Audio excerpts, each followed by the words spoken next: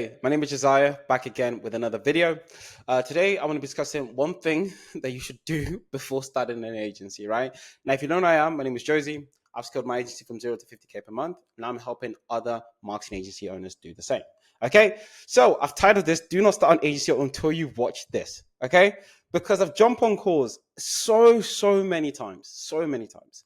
And there is agency owners that are stuck at 10, 20K per month, or even 5K per month, right? And they come on the call and I'm like, I'm stressed. I'm working 80 hours a week. I hate my agency. And like it feels like chaos, XYZ.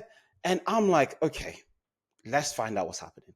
And 9 times out of 10, it's because of this problem, right? So I'm going to say this. I don't think working with more than one niche as an agency below 100K per month is worth the effort, right? And I'm going to explain why. So an agency will need two different things when working with two different niches. They'll need two different offers. They'll need two different delivery systems. They'll need two different sales process.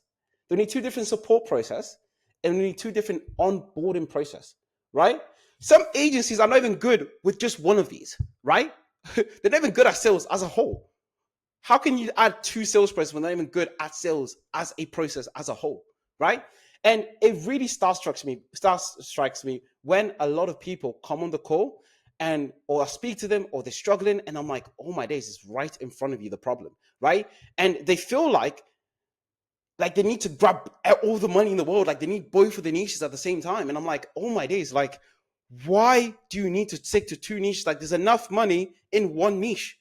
There's literally enough money in one niche for you to make 100, 200, 300K a month. Why do you want to try to be greedy and take all of it? Like, I think there was a quote like, you can have everything, but not everything at once. And this just strikes you. Like, if you're in this predicament that you have so many niches, like you saying yes to all that money, right? Or you saying yes to the small change is saying no to the big money that's waiting, right? Because the richest are in the niches, right? There's a lot of people making 100K, 300K per month just doing roofing niche, right? Just doing electricians. You don't need 100 niches in order to get there. Okay. And what will result in is double the workload because you have two niches, you have to do double the work, right? Lower quality of delivery. So every time you have another client, right, you have to start the whole delivery process again. New ad scripts, right? New onboarding, new questions to ask, new scripts, new way of testing, right? And with that being said, it's like, of course, the quality of delivery is rubbish because you have like your head is just spun in four different directions. Okay. And then the next thing is increasing expenses because different agencies may need different delivery systems. So some needs paid ads, so you're gonna have to buy go high level XYZ, and then you need cold email marketing, so you have to buy instantly XYZ. So that's why you start getting increase in expenses before you even start getting employees, right? Because imagine if you have to get employees, and every employee basically has to be like a specialist at Facebook ads or specialist at cold email marketing, right? It's gonna increase your cost so much that you're not even gonna take money home. Like some agency owners are paying their employees more than they're paying themselves. I'm just gonna stop there. I think I'm gonna stop the video. Like I think I'm gonna stop the video because it's pissing me off. Right? More agency owners are paying their employees more than they're paying themselves. Right? And the employees are not taking any risk in the business. Right? Like that is just facts. So if you're in this stage, really look at the agency and think to yourself, like, what am I actually doing? What's the goal here? Because 9 times 10, you don't even like all the industries that you're in. Like some people, they'll talk to me like, to be honest, I don't really like roofers. I'm just in this niche because they just gave me money. I'm just like, okay, I accepted it. Okay. And then it actually adds complexity to your agency because you're going to have so many SOPs and it's going to double everything and it's going to make it very complex for a person, right? Including yourself, right? This is why agency owners get burnt out at 20K per month and they hate their business, right? I would rather prefer sticking to one niche and becoming the best in that niche. Even if it takes me 2 years, 3 years, 4 years, right? I'm going to ask myself, can I become the best in this niche? Or can I come in this niche and just do it differently? Sometimes you don't have to become the best. You just have to become different, right? Like, let's say everyone's doing this type of marketing to the same niche. I'm going to go find out what type it is, and I'm just going to remix it a bit and then do it again and just do it better, but my way. Okay. That's what you see in someone like Serge Katari doing build and release offers, right? It's still to the marketing agency owners, but he has a different mechanism.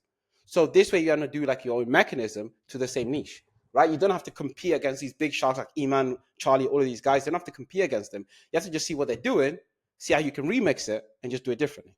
Okay. Now, the next thing is So that I can focus on being the best on the offer, the marketing messages, the delivery, and the support. Okay. If you just stick into one thing, you're just doing the same kick again and again and again, and then you're going to get better, sharper, faster again at doing them kicks. Okay. And this allows you to productize your agency. A lot of people don't have a productized agency and they realize why their results are not consistent, right? Because you're basically having a different product to a different market every single time. And it's very hard for you to get it productized where someone can come in, you can guarantee there's something you can deliver, right? If someone can come in, you can guarantee you can deliver, boom. You have like, you're at least one of the good agencies, right? You're at least making money. People are at least going to refer you, okay? And you close at the highest percent possible. So when you're closing, right, there's going to come to a stage when they can say, hey, like, who have you worked with before? And for me, working marketing agency owners, I can just pull up, like, I can just go to Agency Atlanta. I can just pull up here and just say, hey, like, we worked with this, right? We worked with this company, Flax Labs, we worked with this, we worked with that, we worked with this. Or I can also pull up my Evergreen VSL, right? And then I can just come back and I can just say, hey, right here, we worked with, let me put my thing down here. We worked with this company, with this company, we worked with that company, with this company, right? We worked with this company, with this company. And like I said, took my own agency, worked with these companies that 7.5K, XYZ, honorable mentions, these people that have helped, XYZ. Like, I can do that, and then they're gonna be like, "Oh shit, you work with agency owners." No shit, Sherlock. Like fucking, I've been doing it for 4 years. Do you know what I mean? Like, it's that level of like compoundedness, right? Goes a long way, and it's gonna help you close a lot. So you don't want to be them guys that say you show like a plastic surgeon a case study of a roofer. I'm like, what? Of course they're not gonna buy with you, right? Of course, because you haven't dealt with that problem long enough. So and also you're going to keep the profit as high as possible, guys. Agency for me, I feel like is a cash flow business, right? You're selling your time at the end of the day. Like that's it. You're selling your time.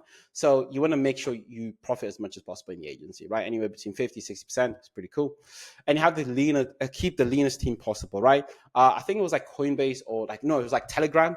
I was watching an interview with the owner of Telegram, and he only has like 30 engineers, and he just calls his engineers assassins, right? Because he wants to keep his team lean as hell. And that's what we're going to be doing, keeping a team lean as hell as we're scaling the agency, right? You're going to remove as much fat away from the company. Okay. Alex Mizzi done that with Gym Launch as well. He went from having 100 plus employees to cutting down to 30, right? So every single big, even some others went from having offices XYZ to just having 5, 10, even 15 people working for him. Okay. Every business owner that is smart, that is successful, always looks to keep their team as lean as hell, right? They only want the best of the best in the team, and they want the process to be as efficient as possible. Okay, and this is one of the biggest traps I see agency owners fall into, as more niche does not equal more money, right? Your niche already has $1 million industry in it. Why change? Your niche is literally $1 million worth industry, multi-million, billions, and you want to change because you think you're going to make more money somewhere else when you can just make more money there. So last thing I want to say is just keep the main thing, right? And our job as agency owners is just keep the main thing, right? That's it. If you need help, the link is in below, and I'll catch you in the next video. Bye.